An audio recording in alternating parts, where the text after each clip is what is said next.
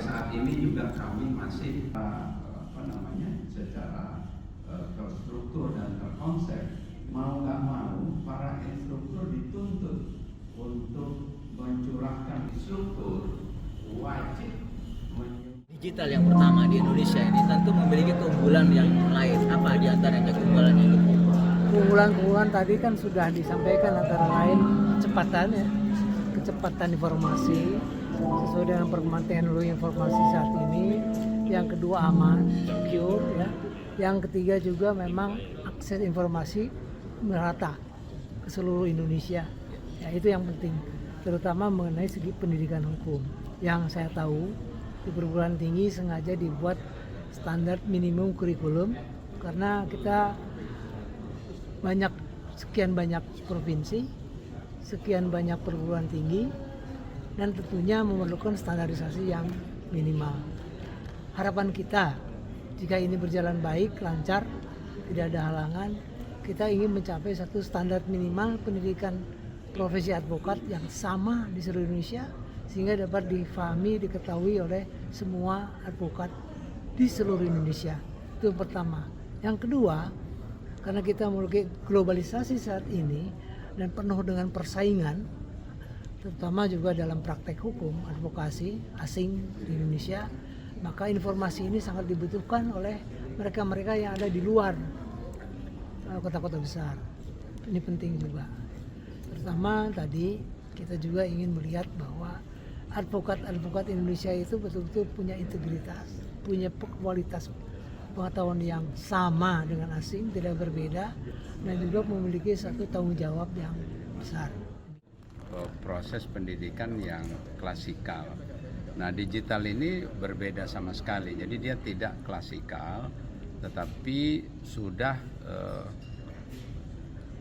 materi semua sudah disimpan dalam bentuk digital yang peserta bisa setiap saat melakukan akses.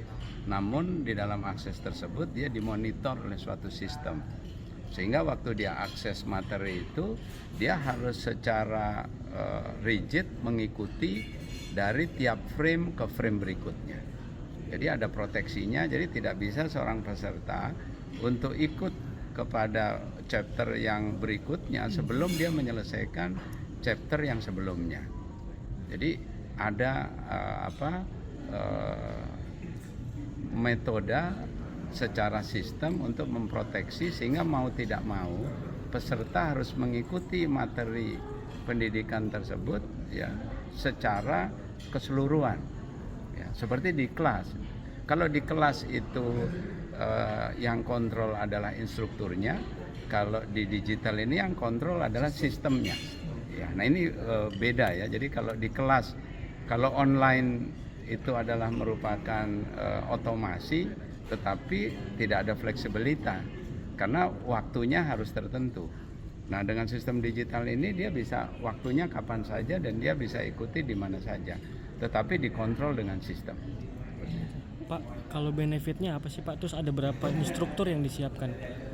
Jadi instruktur saat ini ada 15 dan kemudian juga ada tim guru besar dari Prof. Romli pendukung yang untuk melakukan evaluasi dari waktu ke waktu.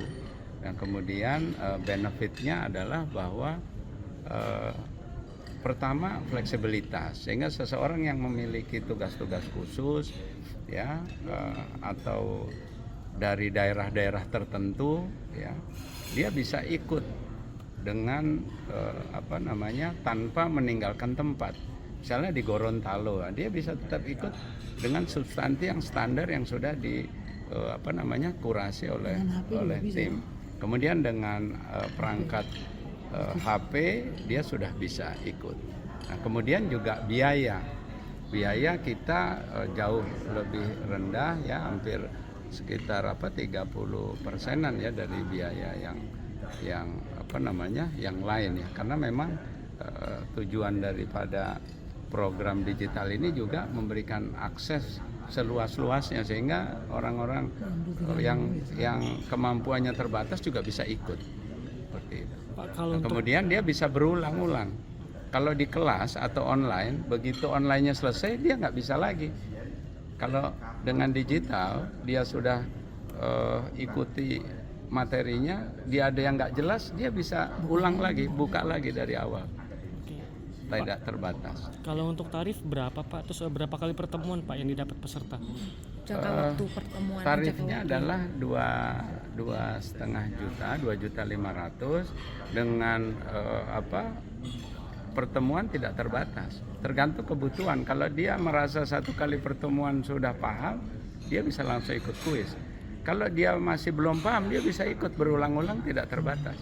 Jadi siapa yang mau cepat sudah paham, dia selesai. Kalau dia belum paham, dia bisa ikut terus.